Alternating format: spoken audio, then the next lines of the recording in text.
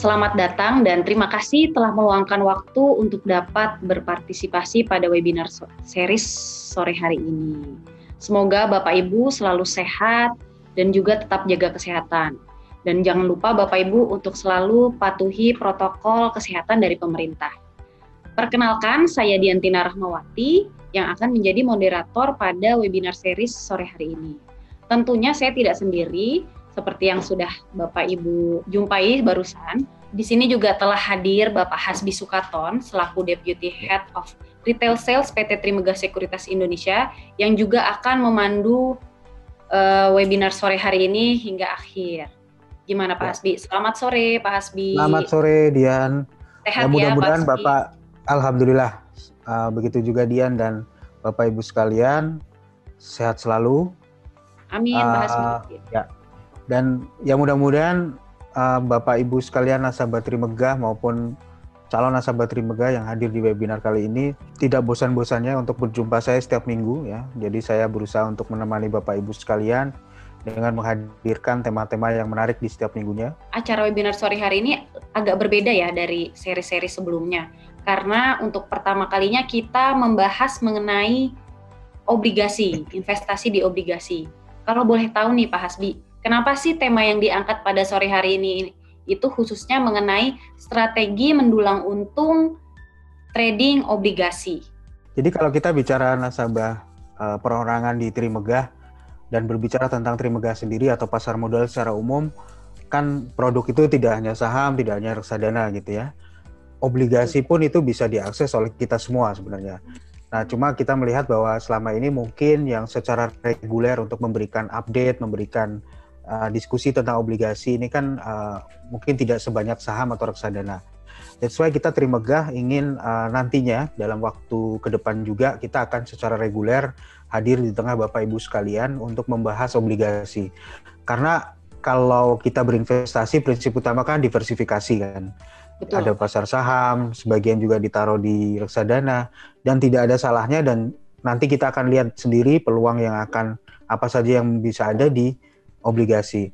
Nah, sebenarnya dari nasabah Trimegah sendiri kalau saya perhatikan banyak dari Bapak dan Ibu sekalian yang sudah memiliki obligasi saat ini, biasa membeli ORI, sukuk retail, ya kan, ST, SBR dan sebagainya. Dan ada juga mungkin beberapa yang membeli obligasi korporasi. Tapi saya melihat di sini banyak sekali peluang-peluang, terutama untuk trading obligasi lah ini Dian. Trading obligasi, bahwa obligasi itu kan sebenarnya juga bisa diperjualbelikan. Saya rasa Bapak itu tahu mengenai hal itu. Dan ternyata sebenarnya kalau kita trading obligasi, itu hasilnya juga oke loh. Apalagi tahun ini, apalagi seperti tahun ini. Kalau kita ngelihat saham lagi bearish ya, walaupun sekarang udah agak rebound tapi masih diskon dari titik tertinggi, tapi tahun ini obligasi malah rally gitu ya. Malah rally, setiap kali lelang juga penawaran yang masuk sangat luar biasa banyak dibanding jumlah yang dimenangkan, itu menunjukkan antusiasme terhadap pasar obligasi itu masih cukup kuat. Nah, makanya kita pengen Bapak Ibu nasabah Trimegah jangan sampai ketinggalan kita semua. Jangan sampai ketinggalan menangkap peluang di obligasi. Karena itulah tema hari ini kita hadirkan di tengah Bapak Ibu sekalian. Kurang lebih seperti itu, Dian. Jadi kita akan membahas peluang-peluang investasi di obligasi, tapi bukan hanya di pasar perdana seperti kayak ORI, SR, seperti itu ya Pak? Ya, dan nanti di awal kita ada pembicara, ada Pak Fahrul yang akan mengulas bagaimana outlook ekonomi dan obligasi nanti ke depan. Dan juga jangan salah, Trimegah nanti Pak Sigit dan Pak Leo itu juga akan memaparkan panjang lebar tentang seperti apa peluang, dan tidak hanya peluang tapi juga bagaimana Trimegah sendiri sebagai penyedia layanan obligasi. Saya rasa Bapak Ibu perlu tahu bagaimana posisi bisnis kita di bisnis obligasi ini di industri, bahwa kita salah satu sekuritas yang strong. Nanti Pak Sigit yang akan jelaskan. Dan kita selalu berinovasi dari waktu ke waktu, dan tahun ini dan di minggu ini juga kita launching satu sistem baru untuk bertransaksi obligasi. Nanti Pak Leo akan menjelaskan itu. Jadi stay sampai terakhir karena akan banyak sekali informasi yang kita akan sampaikan untuk Bapak Ibu sekalian. Baik, tanpa berlama-lama, waktu dan tempat dipersilahkan untuk Bapak Fahrul. Apa kabar rekan-rekan dan seluruh peserta dari webinar kita? Kita akan bahas dulu ya tentang outlook market, apa aja yang terjadi di pasar kita belakangan, itu akan coba kita bahas. Nah, kira-kira apa aja sih yang udah terjadi di pasar keuangan kita dalam berapa hari terakhir atau dari awal tahun? Aku kasih summary-nya itu ada 6 hal. Ini di luar kasus cerita COVID ya. Yang pasti kalau COVID, kita sama-sama tahu bahwa ini masih menjadi hurdle yang sangat besar. Dan kalau ini berkelanjutan, kita sama-sama tahu bahwa Indonesia itu akan mengalami resesi. Nah, saya akan ceritakan juga kalau resesi ini apa aja implikasinya untuk perilaku investor dan investasi. Ini akan ceritain di sini. Pertama yang udah kejadian itu rekan-rekan, dolar itu udah turun dalam. Kalau dolar indeks itu semalam itu sudah menyentuh 91, angkanya itu mungkin terendah dari 2 tahun terakhir dan masih turun. Kenapa dolar indeks itu turun? Kira-kira yang kejadian itu adalah dolar turun dikarenakan The Fed menyatakan bahwa kita akan merendahkan tingkat suku bunga dalam waktu yang belum ditentukan sampai kapan. Dan juga kemarin The Fed itu menyatakan bahwa kita akan membiarkan inflasi nantinya, bukan sekarang ya Bapak Ibu, sekarang inflasi itu masih rendah, yang diinginkan itu adalah inflasi dalam beberapa tahun ke depan itu naik lebih tinggi, dan The Fed mengizinkan inflasi itu untuk berada di atas 2% nantinya. Ini yang menyebabkan bunga turun, bunga Amerika turun, dolar turun. Itu yang lagi kejadian. Tapi yang paling menguatnya itu, menariknya itu apa? Yang menguat gara-gara dolar turun itu, rupiah belum. Tapi yang paling banyak menguat gara-gara dolar turun itu adalah euro. Itu yang kejadian. Dan potong bunga itu kalau Bapak Ibu lihat itu di tabel sebelah kiri itu yang cerita BIPS-nya berapa turun. Semua itu juga turun, dan BI sudah memotong bunganya itu ke 4%. Udah 100 basis point turun tahun ini. 4 kali BI nurunin. Kita dari Trimegah lihat dengan kondisi ekonomi yang terancam resesi. Kemarin itu udah 5,3%. Kita lihatnya ada kemungkinan Bank Indonesia potong lagi 25 basis point ke 3,75%.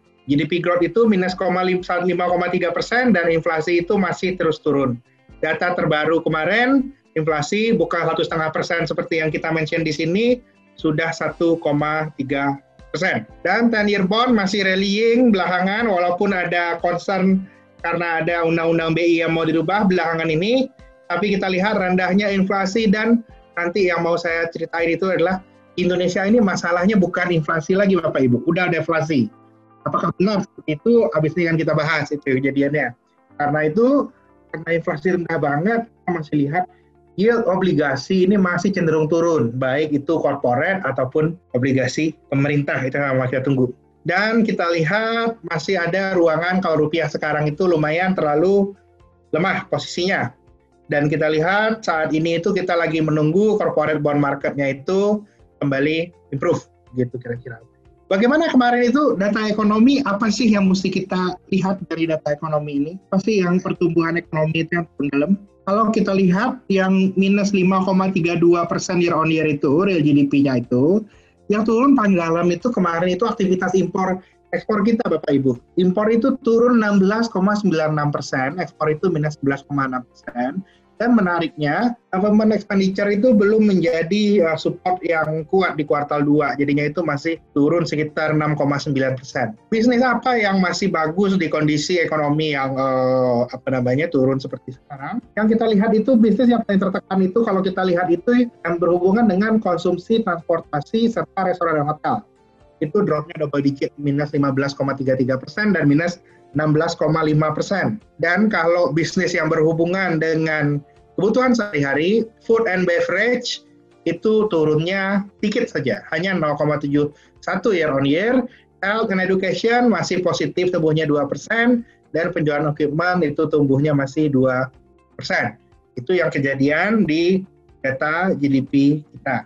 Apa hal yang menarik dari data GDP ini? Nah, ini juga hal yang paling menarik. Ini orang suka membandingkan apa bedanya tahun 98 dan tahun 2020. Kita lihat di sini itu adalah, ini adalah hal yang menarik, ini kali pertamanya dalam sejarah Indonesia, belum pernah kejadian nih Bapak Ibu sebelum-sebelumnya. Yang nominal GDP-nya Indonesia, ini pertumbuhan nominal ya Bapak Ibu ya, pertumbuhan sebelum di-adjust dengan inflasi. di ekonomi kita secara overall lagi terjadi deflasi Bapak Ibu. Nah, kemarin itu bulan Agustus Indonesia deflasi 0,05%.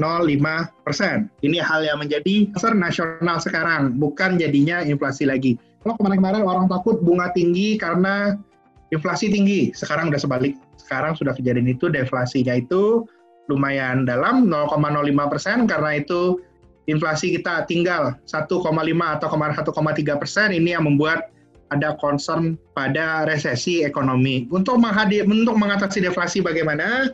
Deflasi ini adalah kecenderungan penurunan daya beli. Dari sisi fiskal, pemerintahnya harus jor-joran. Karena itu kemarin Pak Jokowi juga sudah mengeluarkan policy untuk membagikan bantuan langsung tunai 600.000 per pegawai. Itu kira-kira yang terjadi dari sisi fiskal. Dari moneter kita lihatnya kalau deflasi ini mau nggak mau harga itu cenderung turun rata-rata. Yang turun itu apa Bapak Ibu? Bukan makanan kalau dari data Bapak Ibu. Yang turun itu harganya itu banyak itu adalah tarif transportasi, ongkos pesawat, barang elektronik, dan ini nggak bagus untuk perekonomian. Untuk melawannya bagaimana? Kita lihatnya ke depannya mau nggak mau bunga dari bunga bank, bunga obligasi, bunga deposito Pak. Sebentar lagi mungkin yield obligasi korporat Pak akan segera turun. Begitu kita lihatnya. Lalu kalau kondisinya deflasi ini gimana? Apa bedanya sama kondisi inflasi? Bedanya itu kenapa sampai deflasi itu Bapak Ibu? Ini aku coba ngasih sebuah menarik. Ini pertumbuhan DPK di perbankan Bapak Ibu. Kondisi COVID ini apa yang terjadi? Ini sebenarnya membuat gap dari pendapatan masyarakat kita melebar. Yang kuning itu adalah pertumbuhan DPK dana pihak ketiga, deposito ataupun tabungan dari orang-orang yang memiliki tabungannya itu, saldo di banknya itu di atas 5 miliar Bapak Ibu. Yang biru itu adalah yang punya pertumbuhan deposito dan juga tabungan di bawah 100 juta. Yang kejadian ini apa? Ketika COVID dari awal tahun ini membuat pertumbuhan deposito dan tabungan yang merupakan ukuran dari kepemilikan aset likuid yang akan dipakai oleh belanja itu turun untuk saldo di bawah 100 juta yang merupakan itu adalah saldonya rakyat kebanyakan Bapak Ibu, itu yang kejadian. Sementara yang memiliki saldo di atas 5 miliar ini termasuk antara orang yang berduit dan juga perusahaan. Perusahaan kan saldo kasnya gede-gede Bapak Ibu. Itu naik. Yang kejadian itu adalah pendapatan untuk kelas menengah bawah itu nggak naik, tapi jumlah uang yang dimiliki oleh kelas menengah dan menengah atas, lalu perusahaan itu cenderung meningkat. Contohnya saja Astra, Bapak Ibu. Setelah kemarin menjual Bank Permata dan belum melakukan investasi baru dan Astra masih sangat berhati-hati, posisi kas Astra itu meningkat dari 26 triliun di kuartal 1 2020 menjadi 42 triliun di kuartal 2 2020. Semuanya sekarang itu Bapak Ibu kalau yang punya uang berusaha untuk megang kas, tidak mau berinvestasi di sektor real karena melihat menentuan ekonomi. Dampaknya apa? Gara-gara semua orang tidak investasi di sektor real, simpan uang ke bank, dan ternyata kalau kita lihat datanya juga, semua orang sekarang itu yang berduit, gara-gara real sektornya nggak jalan, sudah pindah ke pasar saham. Ini tren jangka panjang dari awal tahun, dari beberapa tahun yang lalu, tapi di awal tahun 2020 ini dibuat naik lagi kondisi COVID. Jadi saat ini di pasar saham kita, investor lokal itu, terutama dari retail investor, itu persentasenya itu sudah lebih tinggi daripada investor asing. Itu yang kejadiannya. Semua orang lari masuk ke investasi, itu yang kejadiannya. Karena aktivitas ekonomi di sektor real belum membaik. Karena itu, kalau untuk sudut pandang pasar modal, saya tidak akan heran Bapak Ibu. Dalam tahun ini, orang kan guessing, kenapa ini harga saham naik terus? Kan ekonomi jelek. Yang kejadian itu adalah kenapa harga saham naik terus? Karena orang-orang yang berduit itu tidak bisa belanja, bisnisnya semuanya di hold, semuanya pindah main saham. Karena itu saya lihat, sampai akhir tahun ini saya sih nggak kaget ya kalau IHSG sampai 6.000, saya juga nggak kaget. Dan saya juga nggak kaget nanti kalau bunga turun terus. Kenapa bunga turun terus? Ya iyalah semuanya lari masuk deposito. Seperti yang saya ceritakan tadi. Dan deposito di bank itu posisinya itu makin turun Bapak Ibu. Terakhir ini saya baru dapat data komplit itu sampai bulan Juli ya. Ini summary dari rata-rata bukan obligasi, deposito tertinggi yang bisa di-offer oleh bank-bank besar ini. Kalau bulan Juli itu rata-rata sudah 5%, banyak itu 5, 5,5%, dan terakhir itu saya cek pada rekan saya yang juga merupakan pengelola dana, beberapa dari mereka menyatakan bahwa untuk institusi ataupun korporat, bank besar sudah ada yang menawarkan deposito itu kepala 4, Bapak Ibu. Jadinya kita lihat di kondisi sekarang ini, mau nggak mau kita harus mencari solusi lain untuk bisa menaikkan yield dari investasi kita di tengah sangat flashnya dana yang masuk ke pasar modal, baik itu pasar saham ataupun obligasi. Dan saya lihat tahun ini, mumpung bunganya masih tinggi, ini merupakan waktu yang tepat untuk memilih aset obligasi korporasi yang berkualitas. Dan saya lihat tren suku bunga turun ini masih akan berlangsung sampai awal tahun depan. Saya rasa memang udah ada baiknya kita mulai memilih aset dengan tipe investasi fixed income. Ya. Kira-kira seperti itu aja Bapak Ibu, mungkin kita bisa ke sesi selanjutnya. Pak Hasbi, wah berarti sekarang ini momen yang pas ya Pak kalau mau berinvestasi di obligasi ya Pak, kalau dari paparannya Pak Farul tadi ya. Saya rasa tadi Pak Farul udah cukup gamblang ya, clear sekali. Tapi sebelum dilanjutkan ke pembicara berikutnya Pak Sigi dan Pak Leo, Dian, saya mungkin akan ya sedikit tanya ya ke Pak Farul gitu, Pak Farul. Katakanlah begini Pak, misalnya nanti kan ini vaksin kan sudah mulai banyak diuji coba kan. Prediksi mungkin akhir tahun atau awal tahun sudah mulai dilakukan vaksinasi ke masyarakat gitu. Katakanlah ya kita berharap dan semua saya rasa kita juga berharap bahwa COVID ini segera tertangani dengan baik. Kalau itu terjadi, apakah pemulihan ekonomi itu akan segera terjadi dengan cepat atau sebenarnya nanti perlu waktu yang cukup lama, Pak? Iya, terima kasih Pak Hasbi. Terkait dengan pemulihan ekonomi, ini pertanyaan menarik Pak. Karena yang pasti COVID ini secara total merubah perilaku kita Pak. Jadinya kita sadar ada hal-hal yang tidak harus kita kerjakan di kantor. Dan mungkin juga ada hal yang lebih menarik lagi, bahwa tidak seluruh kerjaan harus kita lakukan di Jakarta Pak. Bukan tidak mungkin nanti kalau memang bisa work from home dan kerjaannya remote Pak, nggak harus tinggal ke Jakarta Pak. Bisa nanti dari kampung halaman masing-masing, dari Semarang, dari Surabaya, dari Jogja, dari Padang, dari Medan, dan lain-lain, bisa untuk kerja langsung tanpa harus ke Jakarta. Dampaknya gimana? Kalau saya lihatnya secara sektoral, mungkin sektor yang paling akan lama bangkitnya itu properti Pak. Ini bukan properti untuk harga naik ya Pak ya, tapi untuk properti yang kemudian di-lease atau disewakan. Karena paling tidak untuk kota-kota besar seperti Jakarta, yang dulu demand-nya itu tinggi karena mau bisnis ngapa-ngapain harus ke Jakarta, kondisinya akan normalize. Itu satu hal Pak, berarti ada perpindahan perilaku. Dan hal kedua yang harus kita antisipasi juga, terutama pemerintah harus melihat itu adalah attitude orang terhadap perilaku kesehatan dan hati-hati Pak. Kan selama ini itu ekonomi itu diputar karena adanya PD Pak. Pertanyaannya mungkin di ekonomi itu yang paling sulit itu mengembalikan kepercayaan ini Pak. Mengembalikan kepercayaan diri, mengembalikan confidence. Kita lihat mungkin akan ada waktu yang lumayan agak lama untuk mengembalikan confidence di perekonomian. Jadinya kita lihat sekalipun nanti vaksin itu muncul, paling tidak setahun setelahnya orang masih akan cenderung berhati-hati.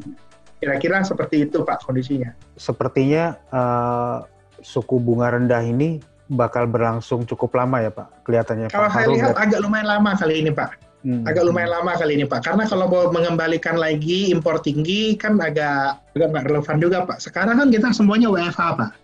Kalau dulu kita misalnya ini yang ibu-ibu beli tas mahal gitu. Kan kalau bisa beli Hermes atau apa gitu kan impor semua Pak. Sekarang dengan kondisinya WFH, dan semua orang itu di rumah, dan jarang lagi kegiatan sosialnya nggak banyak, apakah impor barang-barang luxury seperti itu, hal-hal yang kalau saya bilang itu bukan basic necessities, itu menjadi sebuah keharusan lagi? Karena tidak. Hal yang akan terjadi adalah orang cenderung lebih banyak menabung, Pak. Ini masih akan menjadi hal yang saya lihat lumayan permanen ini sampai 1 tahun ke depan. Kira-kira seperti itu. Tapi, kembali lagi Pak, terkait soal pemulihan ekonomi, kita harus ingat, kita jangan lupa bahwa ekonomi itu adalah tentang manusia, tentang orang. Kalau kita memang mau expect adanya perbaikan ekonomi, kita harus lihat dulu kurva dari COVID-19 ini membaik.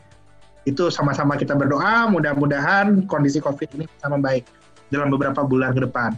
Dan dalam trajektori transisi ini Pak, Yang harus kita antisipasi adalah baik itu di pasar saham ataupun obligasi adalah harga saham dan harga obligasi juga akan lebih dulu naik sebelum fundamental membaik, didorong oleh likuiditas. Oke, Yan. Selanjutnya Pak Sigit nih. Ya, tadi kan outlook makronya kita udah dapat, makroekonominya.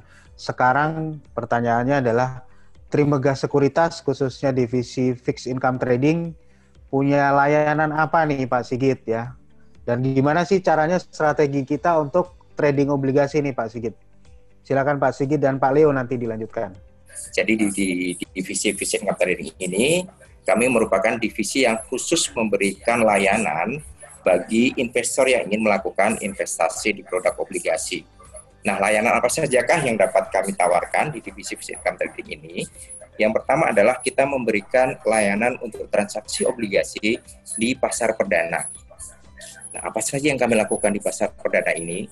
Yang pertama, divisi fixed income trading Trimegah itu merupakan salah satu dari dealer utama yang merupakan mitra dari Kementerian Keuangan Republik Indonesia untuk menyelenggarakan penjualan obligasi atau surat berharga negara melalui lelang yang diselenggarakan tiap hari Selasa. Nah, ini merupakan suatu kebanggaan Bapak Ibu karena dealer utama itu saat ini MOF hanya menunjuk sebanyak 20 dealer utama, 16 bank dan 4 perusahaan sekuritas.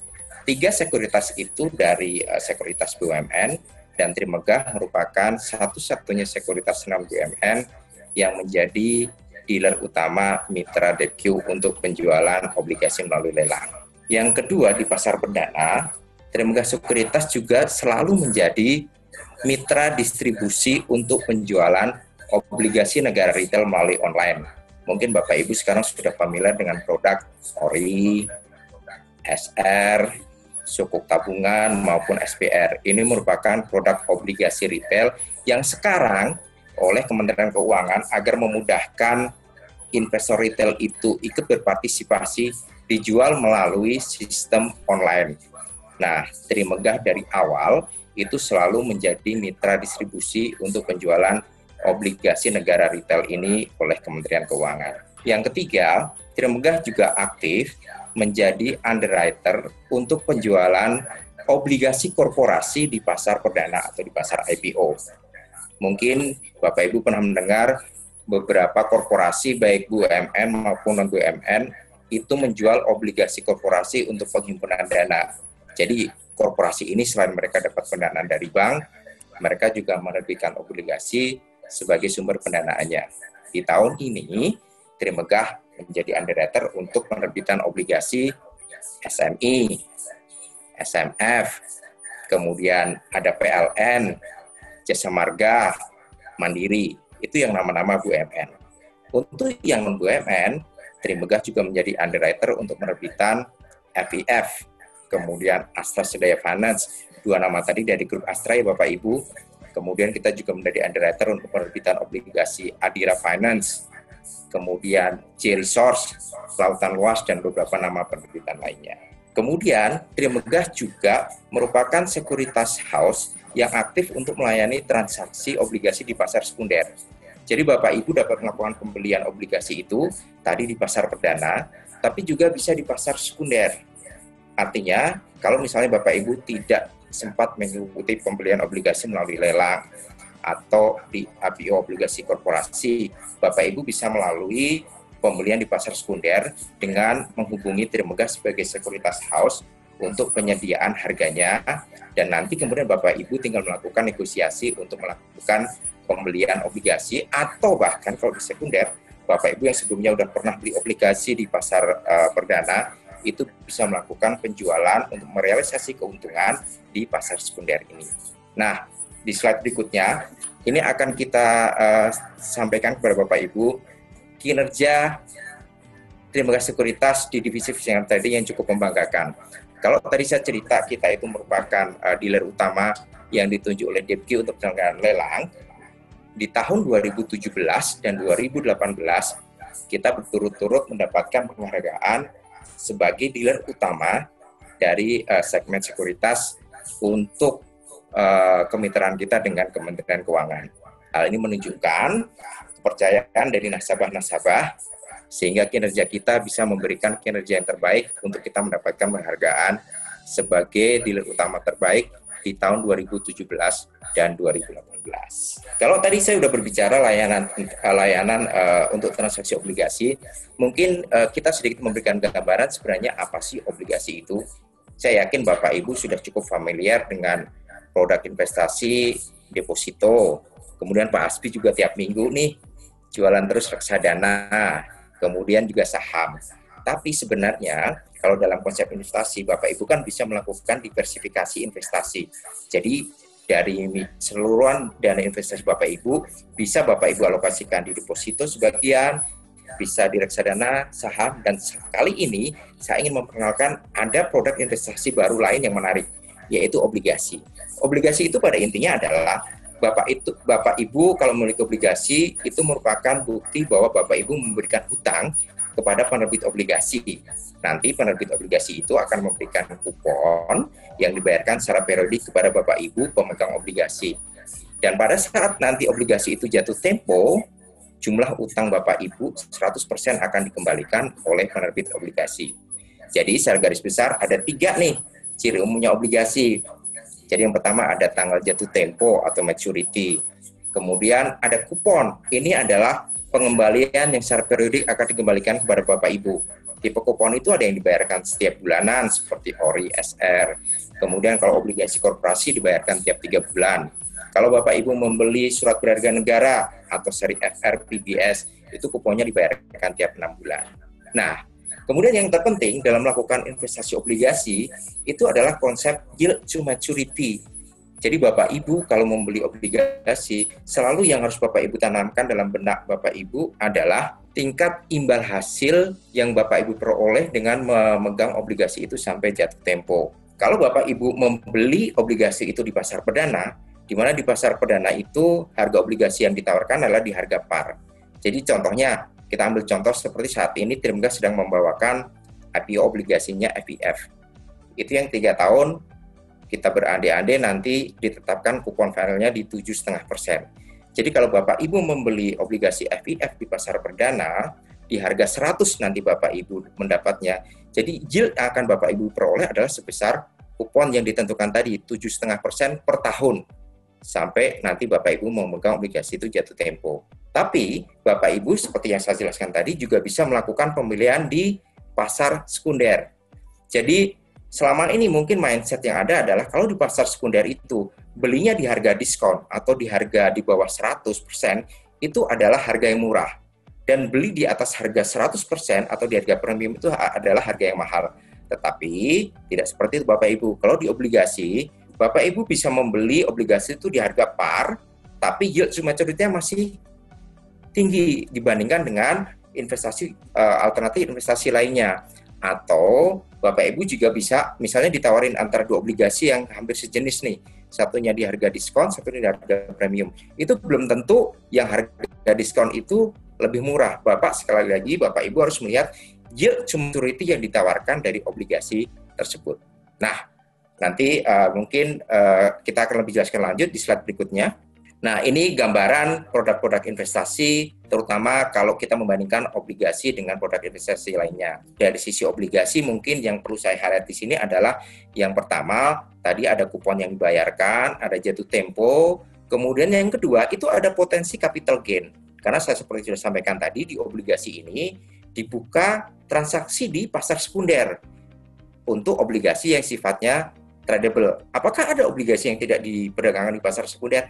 Ada Bapak Ibu, obligasi retail untuk yang sifatnya non-tradable, itu kalau Bapak Ibu pernah dengar yang namanya saving bond retail, kemudian swap tabungan, itu sifatnya non-tradable. Jadi harus Bapak Ibu pegang sampai dengan jatuh tempo atau tidak ada pasar sekundernya.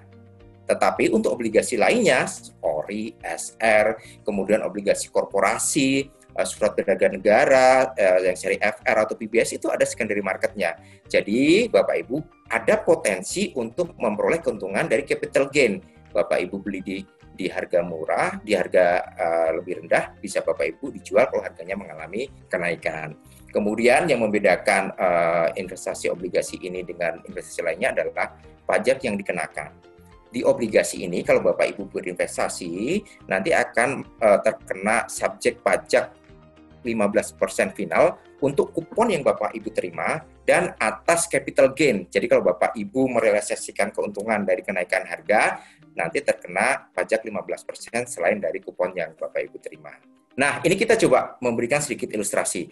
Saat ini pemerintah sedang melakukan book building untuk obligasi retail seri SR013. Jadi SR ini sukuk retail.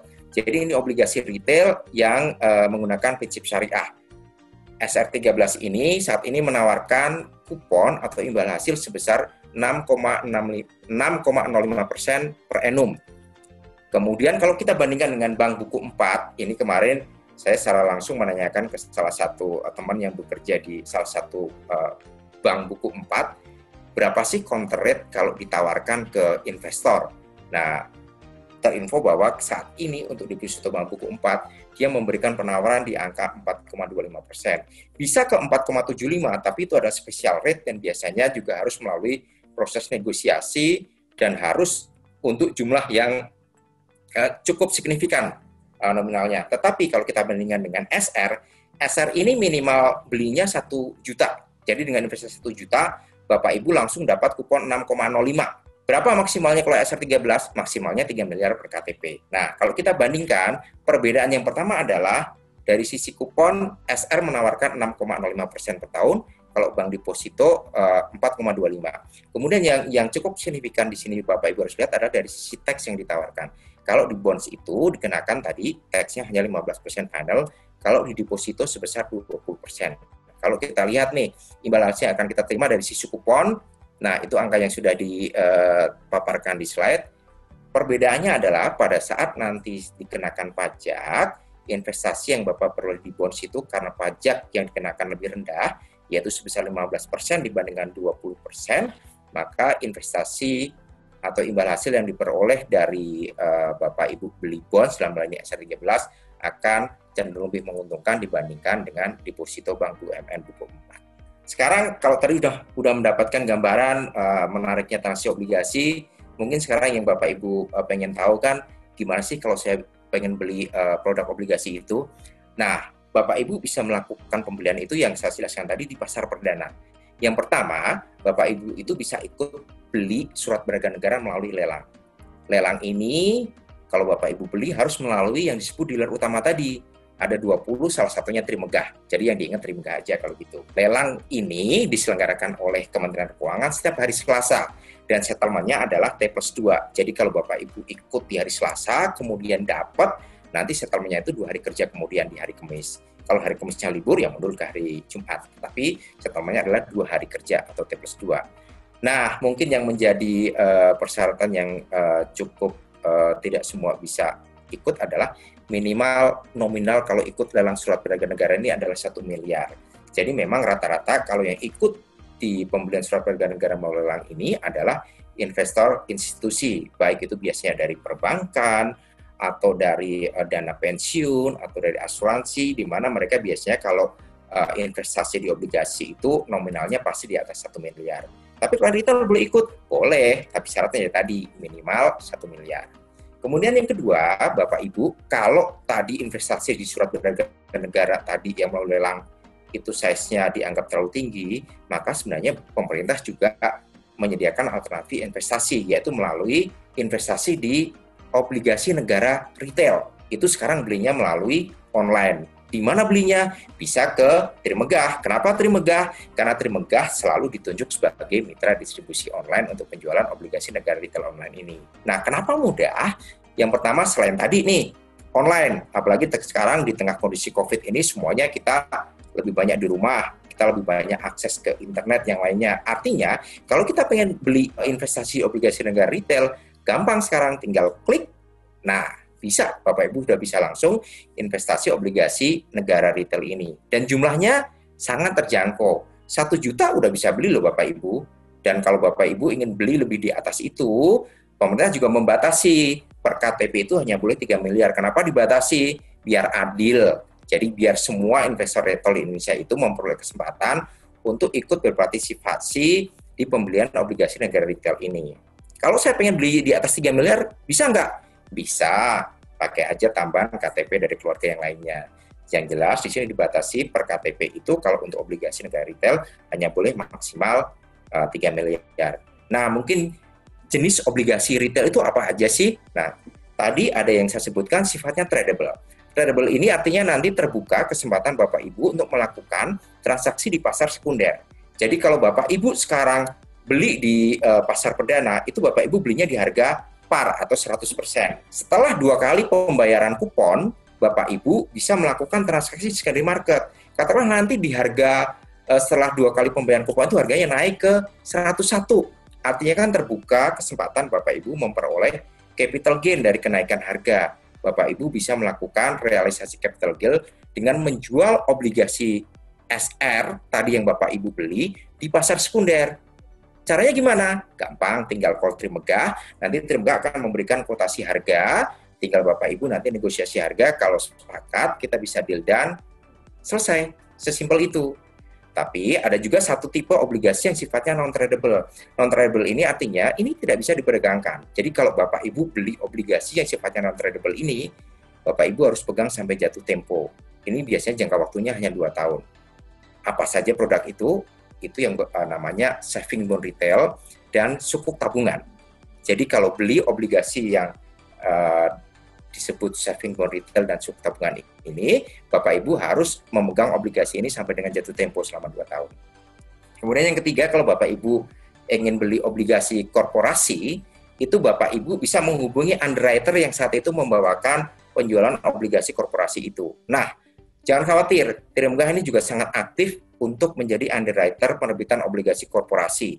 Di bulan Juli kita menjadi sekuritas nomor 2 teraktif untuk penjaminan obligasi korporasi ini Bapak Ibu. Tadi kan saya sudah sebut nama-nama besar yang kita menjadi underwriter untuk penjualan obligasi korporasinya. Nah, berapa minimalnya? Pada umumnya minimal pembelian obligasi korporasi pada saat IPO itu 50 juta. Tetapi itu juga bisa tergantung dengan jumlah minimal yang ditetapkan oleh emiten. Untuk obligasi FIF yang saat ini sedang kita bawakan, ini emiten misinya itu pengen go retail. Jadi dia membolehkan minimal 1 juta investor retail itu bisa beli obligasi FIF ini di pasar IPO-nya. Nah, sangat menarik Bapak Ibu. Makanya, sebagai salah satu inovasi yang tadi sudah disebutkan Pak Hasbi, saat ini Trimegah sudah mengembangkan sistem IPO obligasi korporasi online. Kenapa kita create ini?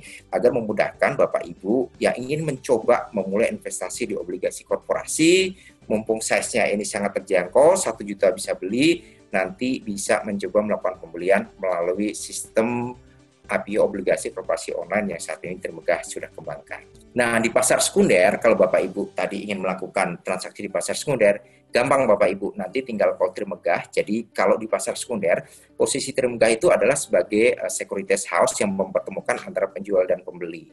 Nah, apakah dikenakan fee di situ? Tidak Bapak Ibu. Jadi, harga yang Bapak Ibu di Trimegah sampaikan kepada buyer atau seller itu sudah all in price, jadi cost-nya sebenarnya sudah terinclude di situ. Jadi harga yang kita sampaikan adalah harga yang sudah Bapak Ibu eksekusi nantinya. Itu kalau mekanisme di pasar sekunder. Dari paparan tadi dapat kita simpulkan, kenapa sih kita bisa memaksimalkan atau mendapatkan opportunity keuntungan di transaksi obligasi. Yang pertama adalah dengan kita melakukan investasi di produk obligasi, kita melakukan diversifikasi aset investasi. Dengan melakukan diversifikasi ini tentu saja kita melakukan mitigasi resiko. Don't put your egg in one basket. Jadi kalau Bapak Ibu katakanlah punya uang 100 juta, 20 jutanya mungkin bisa ditaruh di deposito.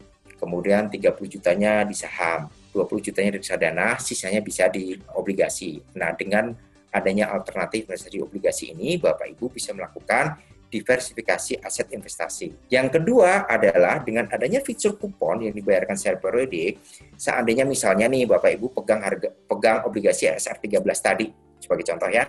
Kemudian harganya pada saat itu mungkin kondisi ekonomi lagi tidak terlalu bagus, harganya turun katakanlah menjadi 99% atau turun 1%. Bapak Ibu tidak perlu khawatir, dengan Bapak Ibu tetap memegang obligasi itu, artinya potensi penurunan harga tadi tidak direalize menjadi loss, Bapak Ibu tetap akan memperoleh pendapatan dari kupon yang dibayarkan secara periodik tadi. Setiap bulan, Bapak Ibu tetap akan mendapatkan kupon yang dibayarkan sebesar 6,05% tadi.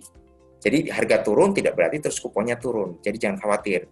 Kalau pas harganya turun, Bapak Ibu tenang aja dengan memegang obligasi, tetap akan dapat pendapatan dari kupon yang dibayarkan oleh penerbit obligasi. Kemudian yang ketiga adalah keuntungan dari tax tadi. Kalau kita bandingkan dengan deposito, kalau untuk investasi di obligasi ini, tax yang dikenalkan atas kupon dan atas capital gain itu sebesar 15% final, lebih rendah dari deposito yang sebesar 20%. Kemudian yang terakhir adalah terdapat potensi capital gain. Jadi kalau Bapak Ibu memegang obligasi, kemudian nanti seperti kata tadi Pak Farul, sekarang yield 10 tahun di 6,8an ya Pak Farul ya. Nah tadi Pak Farul predik yieldnya akan terus turun ya, akan terus turun, artinya kalau yield terus turun, harga obligasi itu ada potensi untuk naik. Kalau Bapak Ibu memegang obligasi dengan prediksi Pak Farul tadi bahwa yield akan terus turun, ada kemungkinan besar obligasi itu akan mengalami kenaikan harganya sehingga Bapak Ibu bisa memperoleh potensi capital gain di pasar sekunder. Untuk selanjutnya mungkin dari Pak Leo akan memberikan paparan Pak tentang sistem online yang kita tawarkan tadi Pak. Pertama tadi juga saya lihat di Q&A ada audiens yang bertanya berapa modal minimal untuk beli obligasi karena mungkin belum pernah beli obligasi sebelumnya. Nah makanya ternyata dari penjelasan Pak Sigi tadi tergantung jenisnya ya Pak ya yang kita beli. Dan dengan 1 juta rupiah saja kita udah bisa punya obligasi gitu ya. Betul Pak Asbi. Nah ini jadi paradigma bahwa obligasi harus modal gede itu ternyata nggak bener ya. Iya Pak, 1 juta aja sekarang Bapak udah bisa. Pak. Kita bangga loh Pak, kita beli obligasi itu kita memberikan hutang ke penerbit obligasi Pak. Oke, kemudian tadi juga ada dijelaskan tentang lelang ya, lelang surat utang negara ya, surat berharga negara. Itu setiap hari Selasa itu ada Pak Bu ya lelang. Jadi Bapak Ibu yang memang mau ikut di situ itu lelang tuh seperti jadi kita beli lagi dari pabriknya ya Pak ya? Iya. Istilahnya. Betul, jadi dan kenapa orang di lelang itu kok sering berebut bahkan di beberapa waktu terakhir ini penawaran maksudnya orang yang beli gitu ya itu sampai 100 triliunan dan yang dimenangkan cuma 22 triliun. Artinya banyak yang nggak dapat full ya Pak ya. Kenapa sangat menarik kayak gitu? Mungkin karena ya kalau kita beli langsung dari sumbernya mestinya dengan harapan harganya lebih murah nggak sih Pak? Dibanding harga pasar gitu ya. Harapannya gitu Pak ya. Iya betul. Jadi artinya kalau investor melalui lelang, mereka kan bisa submit yield yang mereka inginkan Pak. Dan kalau memang yield itu diabsorb oleh penerbit obligasi dari Kementerian Keuangan, artinya dia mendapatkan harga sesuai yield yang dia targetkan Pak. Dan size-nya juga kalau kita ikut lelang, itu size-nya seperti tadi Pak, pemerintah itu kan targetnya antara 15 sampai 20 triliun nih setiap kali lelang. Artinya kan cukup banyak nih Pak jumlah yang ditawarkan kepada investor pada saat lelang itu. Itu juga bisa dicoba. Dan satu lagi adalah harga premium. Jadi kalau Bapak lihat harga obligasi itu di atas 100%, belum tentu itu mahal. Ya, nah itu yang hal yang kita harus pahami. Belum tentu harga misalnya 102%, 103%. Apakah itu sudah mahal? Belum tentu. Tergantung dari arah pergerakan suku bunga ke depan atau yang disebut tadi yield. Kalau yieldnya rasanya view-nya akan semakin turun ke depan, apalagi suku bunga akan turun, masih ada ruang untuk harganya naik lagi kan gitu ya. Betul Pak. Contohnya mungkin salah satu obligasi korporasi yang kita bawakan kemarin Pak, PSAB itu kan bisnisnya emas Pak. Saat ini kan emas lagi booming nih ya. Mungkin nanti Pak Farul bisa lebih detail memberikan view bisnisnya.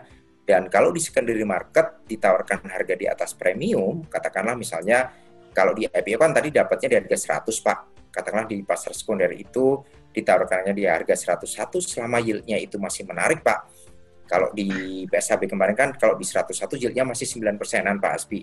3 tahun 9% itu kan masih cukup menarik Pak sekarang yieldnya Pak. Apalagi dengan tadi Pak Fahrul infokan yield ke depan tuh suku bunga akan turun. Jadi ngefeknya kan yield dari setiap obligasi termasuk obligasi korporasi juga ada potensi mengalami penurunan Pak. Kita ngobrol terus ini Pak Leo-nya udah gak sabar mau ngomong. Oh siap Pak Asbi. Oke silakan Pak Leo, ini inovasi apa nih Trimegah nih? Tadi sistem IPO corporate bond. Jadi ini kita bisa melakukan pemesanan IPO korporasi melalui website gitu Bapak Ibu, melalui secara online lah gitu. Untuk lebih mudah ini bisa di-scan QR-nya untuk masuk ke link-nya atau bisa diketik aja link tersebut yang ada di layar. Nih Bapak Ibu, di halaman awal pada web IPO Corporate Bonds tersebut, tampilannya kurang lebih seperti ini. Di situ terdapat menu untuk login atau register, lalu ada tombol untuk auto scroll down supaya bisa geser otomatis Bapak Ibu ke bawah.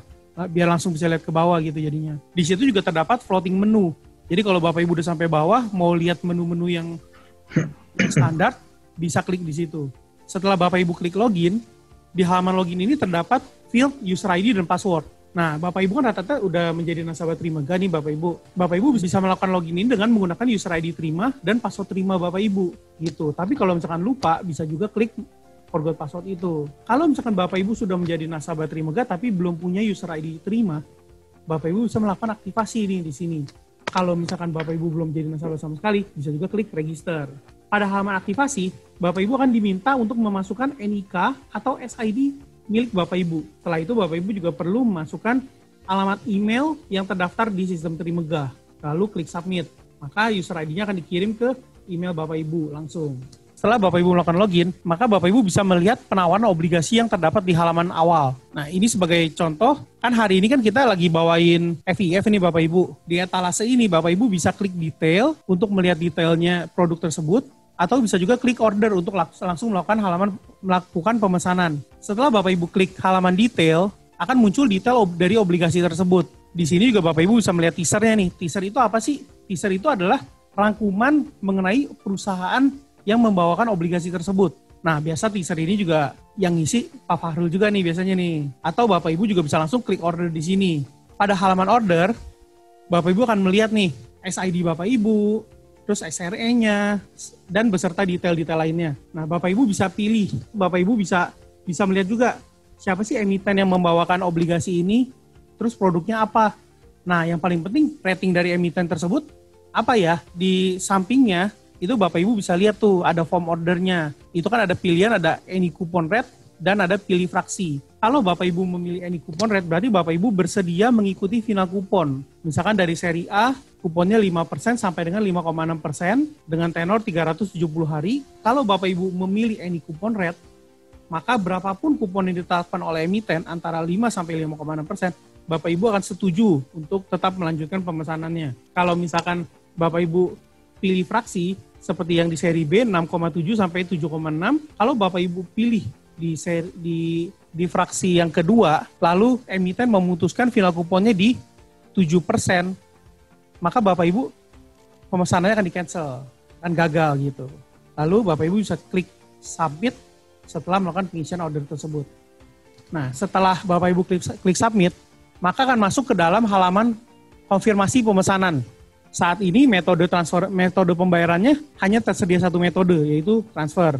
Cuman ke depannya kita akan kembangkan beberapa metode lainnya supaya mempermudah Bapak Ibu untuk melakukan pembayaran atas pemesanan IPO corporate Bapak Ibu. Lalu Bapak Ibu di sini ada kolom yang berisi syarat dan ketentuan.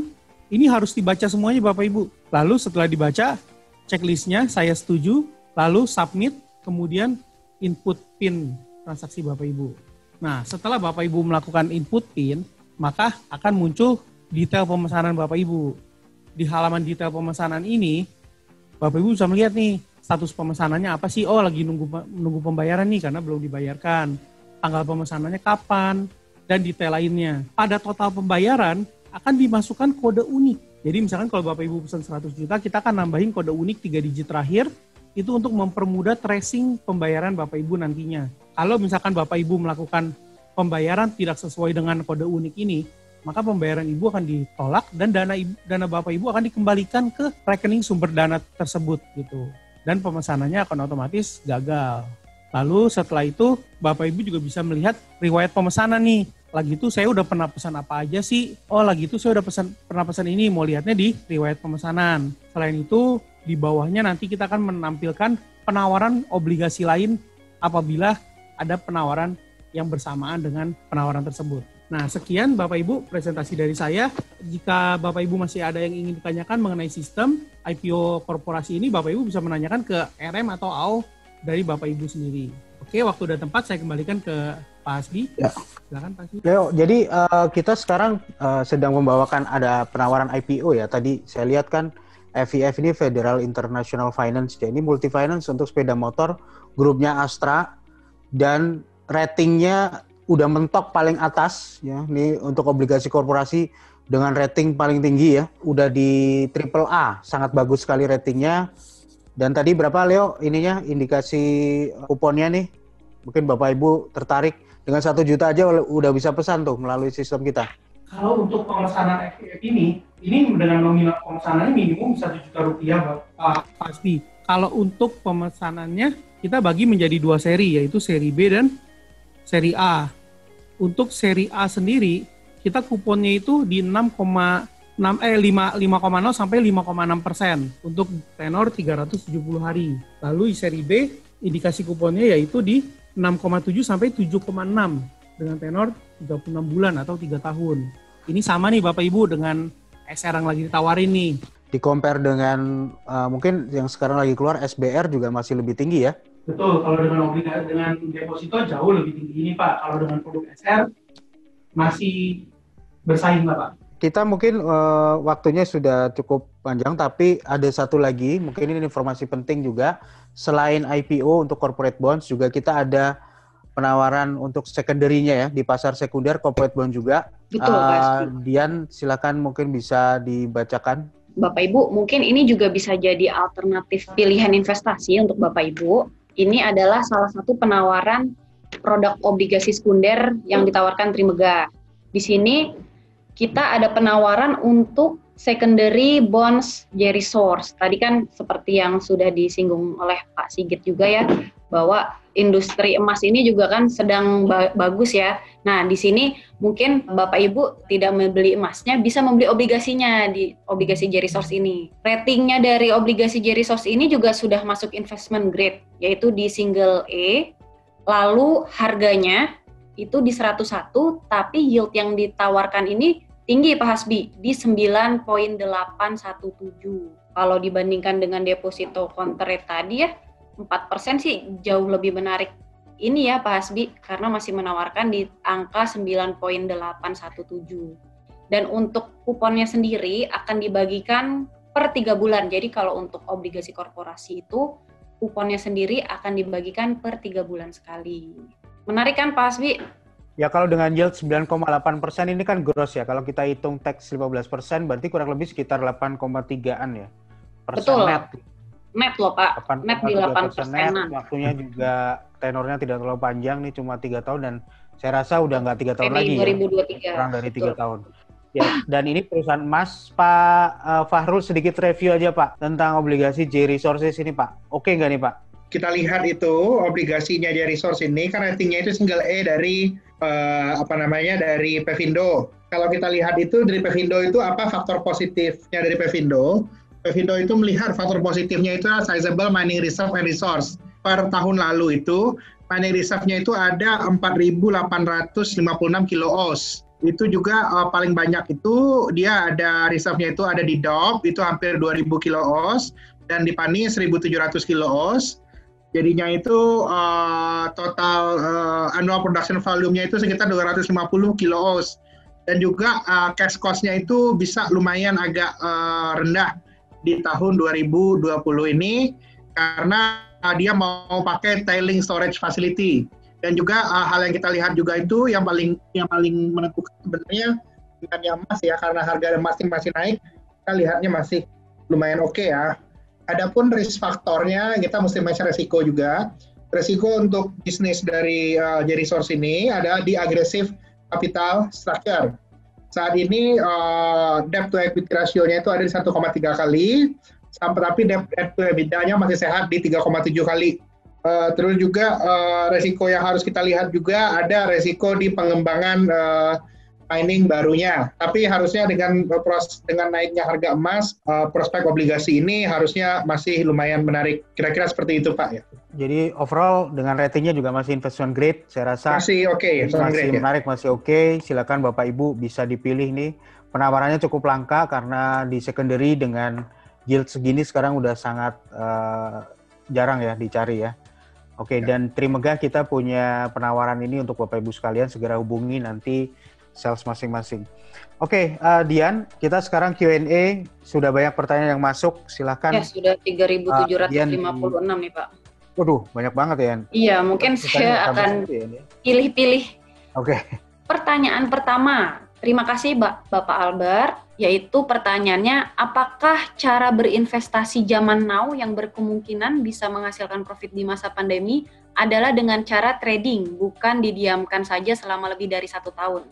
Nah, saya memang sangat antusias nih Pak, kalau banyak teman-teman terutama dari generasi milenial, mereka menanyakan, karena rata-rata generasi milenial ini mereka memiliki apa ya Pak ya, keingintahuan atau rasa eksplorasi yang lebih tinggi. Jadi kalau terkait dengan pertanyaan Bapak tadi, apakah dengan strategi investasi trading itu bisa lebih memaksimalkan potensi profit yang diperoleh?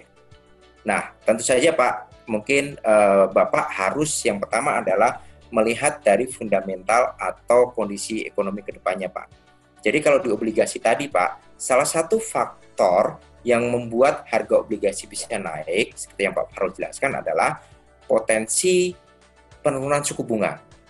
Nah, tadi kan Pak Fahrul bilang di tengah kondisi seperti ini, apalagi Indonesia sekarang kondisinya bukan lagi concern ke inflasi, tapi deflasi, ada kemungkinan ke depannya suku bunga itu akan turun. Dengan akan adanya potensi penurunan suku bunga ini, maka akan terjadi juga penurunan yield di obligasi. Yield di obligasi itu berbanding terbalik dengan harga. Kalau yield obligasi itu turun, berarti harga obligasinya akan mengalami kenaikan. Nah, apabila terdapat potensi atau prediksi kondisi perekonomian seperti ini, dengan Bapak melakukan strategi trading, terutama di obligasi, ini tentu saja merupakan strategi yang cukup tepat. Artinya Bapak Ibu bisa membeli, katakanlah beli SR13 nih di pasar perdana yang saat ini sedang book building.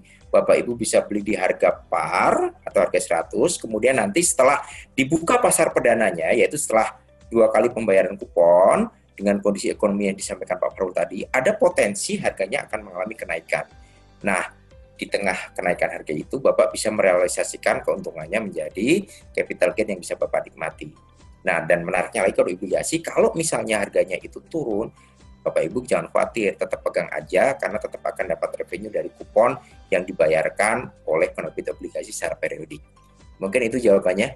Terima kasih Pak Sigit. Jadi selain dari kupon, ada potensi untuk mendapatkan capital gain ya Pak ya? Betul, Bu Dian.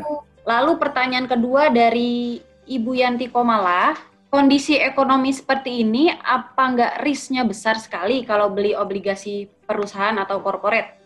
Gimana Pak Fahrul? Mungkin bisa diceritakan. Ya, kalau untuk resiko ya tentu aja kondisi sekarang ini, kalau untuk obligasi itu resikonya tentu saja lumayan ada ya Bu ya. Cuman yang kita pilihkan di sini itu adalah yang hanya kita hanya membawa obligasi dengan prospek yang bagus dan investment grade. Jadinya dan juga obligasi yang tidak terlalu terpengaruh oleh gejolak ekonomi. Nah, kalau kita lihat ini kenapa kita contohnya di sini itu menjelaskan PSHB, karena PSHB ini bisnisnya emas, Ibu. Justru kalau ekonomi resesi, orang makin nyari emas, makin bagus kualitas kreditnya, kira-kira seperti itu. Kalau secara umum, memang kita harus hati-hati untuk obligasi korporasi di kondisi seperti ini. Tapi untuk obligasi korporasi dengan prospek yang bagus, itu harus kita perhatikan untuk masuk portofolio. Karena kalau kondisinya seperti yang saya ceritakan tadi, bunga terus turun, di kedepannya akan sangat sulit kita mencari instrumen dengan return yang mirip ataupun lebih tinggi, akan lebih sulit lagi. Kira-kira seperti itu. Ya, apalagi dengan penawaran yield yang sangat menarik tadi ya. Kalau dihitung netnya bisa di sekitar 8,3% net loh. Kalau dihitung netnya karena grossnya tadi di 9, something ya. Mungkin Bapak Ibu tadi memperjelas saja apa yang disampaikan Pak Fahrul. Kalau Pak Fahrul atau dari Bu Dian juga menyampaikan PSAB itu maksudnya adalah J Resources tadi ya. Perusahaan J Resources tadi itu kode sahamnya memang PSAB, jadi kita biasa sebutnya PSAB. Jadi ini perusahaan emas. Oke, silakan dilanjutkan, Dian. Ya, Pak Fahrul berarti menambahkan ya Pak. Berarti kalau untuk pembelian obligasi korporasi itu untuk analisis ratingnya itu juga cukup ini ya Pak ya, harus perlu diperhatikan ya rating dan industrinya ya Pak ya. Rating sama industri kita paling pentingnya itu. Jadinya kita tidak akan menawarkan kalau lagi industrinya lagi nggak bagus. Karena pasti akan sulit juga dipertanggungjawabkan. Kalau jualan ratingnya ini masih single A, masih positif, company-nya masih komitmen sama bisnisnya, dan jualannya juga industrinya bagus, ini kan emas sekarang, saya rasa harus kita pertimbangkan. Kira-kira kayak gitu Mbak. Kemudian pertanyaan dari Ibu Monika Azahra, ori apa yang bisa dibeli saat ini? untuk SBR retail yang saat ini sedang ditawarkan adalah sukuk retail seri SR0013. Kalau untuk ORI baru ada di bulan Oktober nanti, yaitu ORI seri ORI 018018. Untuk seri SR 013 ini sendiri ditawarkan dengan kupon 6,05% dengan masa penawaran dari 28 Agustus 2020 sampai dengan 23 September 2020 nanti. Jadi jangan sampai kelewatan ya Bapak Ibu, kalau yang mau beli produk pemerintah di Pasar Perdana saat ini sedang berlangsung penawaran SR13 sampai tanggal 23 September. Terima kasih Bapak Leo. Ini untuk Pak Fahrul lagi nih. Apakah ada korelasi antara pergerakan IDR USD terhadap potensi return obligasi dan reksadana pendapatan tetap? Iya Pak, secara historis hubungan antara rupiah dengan return dari reksadana pendapatan tetap itu cukup tinggi secara historis jawabannya. Dan sebenarnya kalau kita lihat ada gejolak di rupiah sekarang, itu lebih dikarenakan adanya sentimen negatif dari adanya kemungkinan DPR hendak mengajukan perubahan dari Undang-Undang Bank Indonesia.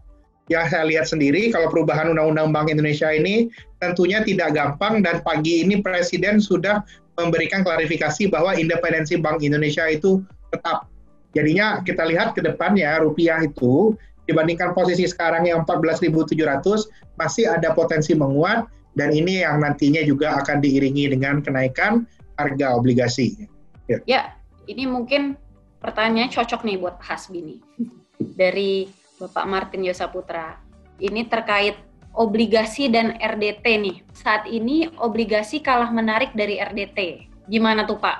Jadi kalau reksadana terproteksi kan pada dasarnya underlying-nya juga obligasi juga di dalamnya gitu.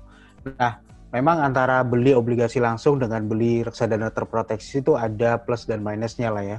Kalau reksadana terproteksi kita beli sekali sampai jatuh tempo gitu kan, kita tunggu si reksadana terproteksi itu kita setiap tahun dapat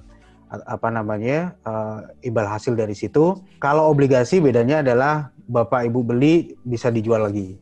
Nah kalau sekarang pertanyaannya adalah lebih bagus mana? Ya lihat dulu Pak, potensi returnnya lebih gede mana gitu. Karena kan nggak bisa apple to apple. Obligasinya mungkin obligasi A, reksadana terproteksinya isinya obligasi B gitu, dengan timbal hasil yang mungkin berbeda, dengan tingkat rating yang berbeda gitu ya. Nah itu juga harus dilihat. Nah saya rasa tinggal mana penawaran yang muncul gitu ya, penawaran yang disampaikan. Karena seringkali begini, kalau kita bicara obligasi korporasi, mungkin nanti Pak Sigit bisa koreksi kalau saya salah. Biasanya kalau obligasi korporasi tentang emiten menerbitkan obligasi itu nominalnya atau size-nya itu kan mungkin terbatas ya Pak ya. Katakanlah emiten itu 500 miliar. Nah kadang-kadang kita nasabah perorangan akses ke IPO-nya ini kadang-kadang susah ya Pak ya. Kenapa? Karena para fund manager ini kan udah nungguin dulu gitu untuk nanti dibungkus juga dalam reksadana terproteksi. Jadi kadang-kadang permasalahannya suplai barangnya itu yang mungkin nggak ada gitu ya. Jadi kenapa lebih mudah orang untuk mendapatkan akses ke reksadana terproteksi dibandingkan membeli obligasi korporasinya secara langsung. Karena suplai barangnya itu yang sebenarnya minim. Mungkin begitu salah satunya ya Pak Sigit ya? Iya, betul Pak Hasbi. Sebab kalau untuk nama-nama obligasi yang menawarkan return yang cukup tinggi atau menarik dan dengan kupon masih investment grade seperti PSAB atau Jerisos tadi Pak Hasbi, itu jadi pada saat launching itu memang yang antri itu adalah investor-investor dari aset manajemen Pak. Jadi mereka beli obligasi ini untuk dijadikan underlying reksadana terproteksi untuk dijual kembali ke selling agent mereka Pak. Jadi memang sekarang Trimegah juga menyadari bahwa ternyata banyak Pak Hasbi nih investor retail yang pengen invest langsung di obligasi. Jadi kan bagus juga nih untuk diversifikasi aset investasi, bisa di reksadana, bisa di obligasi. Makanya kita juga kalau setiap kali IPO korporasi Pak Hasbi, kita juga menawarkan ke investor retail yang pengen mencoba untuk melakukan investasi di obligasi. Salah satunya melalui inovasi yang sistem obligasi retail yang disampaikan Pak Leo tadi Pak, untuk IPO korporasi online-nya. Mungkin gitu Pak Hasbi, tambah dari saya Pak. Ya maka dari itu, makanya kenapa tadi kita tawarkan juga di secondary obligasi J Resources. Harganya memang udah tidak di 100 lagi, udah agak premium di 101%. Tapi itu pun yieldnya masih sangat menarik. Betul, ya Pak ya. Betul Pak. Mumpung barangnya ada sebenarnya, mumpung barangnya ada. Karena kita sekarang cari barang dengan yield segitu juga nggak mudah ya. Nah, itu makanya Bapak Ibu silakan dimanfaatkan. Kurang lebih begitu, Dian, mungkin jawaban dari saya. Kemudian nih ada pertanyaan lagi. Dalam IPO obligasi korporasi disertakan kupon dalam range. Bagaimana emiten menentukan yield tersebut? Apakah permintaan banyak atau oversubscribe? Maka kupon diambil terkecil dan sebaliknya. Bagaimana nih Pak Sigit untuk penentuan kupon pada IPO corporate nih Pak? Jadi memang kalau dalam penentuan final kupon obligasi korporasi, memang di awalnya itu emiten akan memberikan penawaran berupa range pricing. Jadi misalnya contoh FVF saat ini yang setahun dia menawarkan 575 sampai 6,5. Kemudian kalau yang 3 tahun 675 sampai 7,75. Artinya emiten itu atau dalam ini FVF dia sudah sebenarnya udah willing mau memberikan pricing di range harga ini. Tinggal finalnya nanti akan ditentukan apakah itu mentok kanan, apakah itu di tengah, atau sedikit geser kanan, atau bahkan mendekati kiri. Memang salah satu faktor utama yang menjadi dasar emiten menentukan final pricing adalah demand yang masuk. Jadi kalau misalnya oversubnya banyak, misalnya sampai 3 kali atau sampai 4 kali, kayak waktu zaman penerbitan obligasi mandiri, itu oversubnya sampai 3 kali. Tentu saja emiten dalam hal ini memiliki bargaining power untuk menarik harga itu mendekati ke kiri. Tetapi kalau misalnya book billing-nya itu yang masuk sesuai dengan target atau overshot-nya tidak terlalu banyak, ada kemungkinan besar emiten itu akan memberikan harga di range mentok kanan atau mendekati kanan. Itu salah satu yang jadi pertimbangan. Yang kedua adalah faktor yang juga menjadi pertimbangan emiten adalah industri sejenis yang pada saat bersamaan itu juga mengeluarkan obligasi. Itu juga biasanya dijadikan benchmark untuk emiten menentukan final pricing-nya. Jadi misalnya nih, kayak sekarang FVF udah mengeluarkan penawaran. Sebelumnya itu ada juga grup Astra yang sudah menentukan final pricing untuk penawaran obligasinya, yaitu Astra Sharia Finance. Jadi sebenarnya kita sudah bisa memperkirakan kira-kira emiten itu akan final pricing-nya di angka ini dengan membandingkan dengan institusi sejenis yang juga dalam jangka waktu tidak terlalu lama itu baru mengeluarkan obligasi. Jadi seperti itu mungkin Bu Dian sharing bagaimana emiten itu menetapkan final pricing-nya. Mungkin Pak Farul kalau ada mau tambahan Pak? Iya Pak, pada dasarnya Pak Sigit sudah memberikan komplit tadi ya Pak ya. Memang ada konsep tawar-menawar supply demand Pak. Pada dasarnya gitu. Misalnya kayak kondisi sekarang ini Pak. Kondisi sekarang ini di mana-mana orang itu kelebihan uang Pak. Terutama yang kelas menengah sama kelas menengah atas, sementara bisnis nggak ada jalan. Jadinya ya demand terhadap obligasinya naik, ya yield-nya kegeser ke kiri jadinya Pak. Harganya yield-nya rendah, begitu pula sebaliknya. Kalau lagi nggak ada yang mau beli obligasi, yield-nya kegeser ke kanan, jadi lebih tinggi. Jadinya kira-kira seperti itu, ada market mekanismenya. Jadinya seperti lelang pada dasarnya, penentuan harga obligasi. Selanjutnya pertanyaan dari Pak Go Tai Kui. Yang pertama, apa perbedaan dan persamaan deflasi Jepang dan Indonesia sekarang, Pak Fahrul? Yang kedua, berapa biaya transaksi beli dan jual obligasi? Mungkin yang kedua bisa dibantu oleh Pak Hasbi atau dengan Pak Leo ya. Iya, bedanya deflasi Jepang sama Indonesia, yang saya ceritain adalah kalau Jepang itu deflasinya struktural Bapak Ibu. Kenapa saya bilang struktural? Kan deflasi ini adalah fenomena orang malas belanja. Kalau di Jepang itu kenapa orang malas belanja? Karena rakyatnya sebagian besar udah tua-tua Bapak Ibu. Kalau udah tua, sudah nggak ada semangat lagi, sudah nggak ngerasa butuh lagi untuk beli baju bagus, makanan mahal, dan lain-lainnya, kebutuhannya dasar-dasar saja. Itu yang terjadi di Jepang. Secara struktural memang mereka itu deflate, karena penduduknya sudah tua. Sedangkan kalau di Indonesia ini, deflasi yang lagi terjadi di kita ini adalah deflasi yang sifatnya siklikal. Kenapa kita lihat sifatnya siklikal? Karena seperti yang saya ceritakan tadi, bahwa deflasi ini terjadi karena adanya ketimpangan income, Bapak Ibu. Orang kelas bawah yang biasanya pekerjaan tidak tetap, itu kehilangan pekerjaannya, kalangan kelas atas itu cenderung tidak kehilangan pekerjaannya dan masih ada dana lagi. Ya, kira-kira seperti itu bedanya antara Jepang sama Indonesia. Kalau Jepang itu struktural, Indonesia siklikal ya. Oke, untuk pertanyaan nomor 2, berapa biaya transaksi beli dan jual obligasi? Untuk biaya transaksi dari obligasi di Trimegah tidak dikenakan biaya Bapak Ibu. Jadi, segala sesuatunya sudah digabungkan dalam harga yang diberikan kepada Bapak dan Ibu sekalian.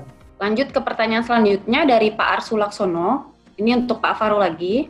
Pak Fahrul, jadi kesimpulannya saham akan remain bullish sampai akhir awal tahun ya. Gimana faktor Pilpres Amrik, Pak? Dan bagaimana jika dibandingkan dengan obligasi, Pak? Kalau tentang saham kita lihat ya, ini ya, saham yang lagi kejadian sekarang ini rally, itu didrive oleh liquidity Bapak Ibu. Gara-gara Bapak Ibu semuanya, bisnis lagi mandek, semuanya nyimpan uang, pasar saham itu yang bikin saham itu naik.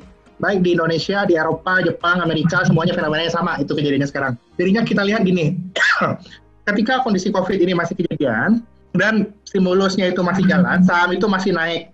Saya lihatnya sampai akhir tahun, arahnya pasar saham dan pasar obligasi ini masih naik, Bapak Ibu. Nah, kapan kita harus jadi bearish di pasar saham dan obligasi? Nah, kita akan lihat bahwa yang support pasar saham dan obligasi ini naik, itu ada likuiditas domestik dan likuiditas dari orang-orang yang biasanya bisnis jadi nggak bisnis gara-gara COVID. Nanti titik balik kira-kira kapan pasar saham ini turun, ironisnya ya Bapak Ibu, menurut saya, begitu benar kelihatan ada tanda-tanda ekonomi membaik, kebutuhan modal kerja dari perusahaan-perusahaan sektorial juga membaik pula, justru pada waktu itu nanti kinerja pasar saham akan koreksi, itu yang kita lihat nantinya. Itu yang kita lihat kondisinya unik. Jadinya fundamental sekarang belum ada, tapi orang expect fundamental membaik, harga saham naik dulu. Nanti ketika fundamental sudah membaik dan ternyata itu mengakibatkan likuiditas tidak sebanyak sebelumnya, karena orang kembali berbisnis, justru saham sudah turun. Jadinya saya berpandangan sampai akhir tahun ini masih naik. Pertanyaan terakhir ya, Bapak Ibu, dari Ibu Lucia Kosasi. Faktor apa saja yang membuat harga obligasi turun? Terkait dengan harga obligasi itu akan turun kalau ada tren kenaikan suku bunga. Kira-kira seperti itu, Bapak Ibu. Terima kasih banyak untuk para narasumber, Bapak Sigit, Bapak Fahrul, Bapak Leo, dan juga Pak Hasbi. Mungkin Pak Hasbi sebelum mengakhiri bisa memberikan kesimpulannya Pak dari diskusi kita sore hari ini. Kesimpulannya tadi udah berkali-kali ini momentum yang bagus untuk kita investasi di obligasi karena suku bunga masih akan stay dalam level yang rendah mungkin dalam waktu yang cukup panjang ke depan. Jadi waktunya masih oke untuk investasi obligasi. Untuk investasi obligasi Anda bisa beli di pasar perdana maupun sekunder. Nah, untuk saat ini kita selain sedang ada penawaran juga untuk obligasi SBR ya yang punya negara, juga ada obligasi korporasi Federal International Finance. Ini multi finance untuk pembiayaan sepeda motor di bawah grupnya Astra ya. Ratingnya sangat bagus, AAA, dan inilah pertama kalinya Trimegah. Dan mungkin ini inovasi baru di industri. Silakan Bapak Ibu sangat mudah bisa mencoba melakukan pemesanan melalui online ya, melalui sistem kami, dan sangat murah, sangat ekonomis. Hanya dengan 1 juta Bapak sudah bisa mendapatkan experience pengalaman untuk berinvestasi di obligasi korporasi. Bayangkan Anda bisa mendapatkan suku bunga atau katakanlah imbal hasil yang lebih tinggi daripada deposito saat ini dengan modal yang jauh lebih sedikit dibandingkan deposito. Itu poinnya. Kemudian juga bagi Bapak Ibu yang pengen lebih optimal lagi di investasi obligasi bisa mencoba untuk melakukan trading ya, transaksi obligasi di pasar sekunder. Baik itu obligasi negara maupun obligasi korporasi. Obligasi korporasi pun sekarang di pasar sekunder ada yang sedang menarik yang kita tawarkan, yaitu obligasi J Resources ya tadi dengan imbal hasil yang di atas 9% ya kuponnya. Itu 3 tahun per tahunnya segitu, jadi kurang lebih kalau dipotong pajak 15% masih bisa dapat sekitar 8,3% per tahun. Jadi kapan lagi itu dimanfaatkan, tadi Pak Fahrul juga udah bilang itu oke. Jadi itu aja. Jadi kesimpulannya kayak jualan semua ya. Tapi intinya ya memang kita sebagai investor mau kumpul ya mau dengar peluang dong gitu kan. Bukan betul, cuma Pak. Kan mendulang untung di obligasi ya Pak. Betul. Ya. Mitos terkait transaksi obligasi itu mahal dimulai dari nominal yang besar itu sudah dipatahkan ya Pak Hasbi ya. Terbukti di Trimegah ini kita sudah bisa beli obligasi FIF secara online pula dan bisa dimulai dari Rp1 juta. Terima kasih Bapak Ibu, terima kasih sekali lagi untuk para narasumber. Terima kasih juga kami ucapkan kepada Bapak Ibu yang telah berpartisipasi pada webinar sore hari ini. Semoga paparan dan diskusi sore hari ini banyak mendatangkan manfaat kepada Bapak Ibu. Mohon maaf untuk segala kekurangannya. Sampai jumpa di acara webinar selanjutnya. Terima kasih, selamat sore.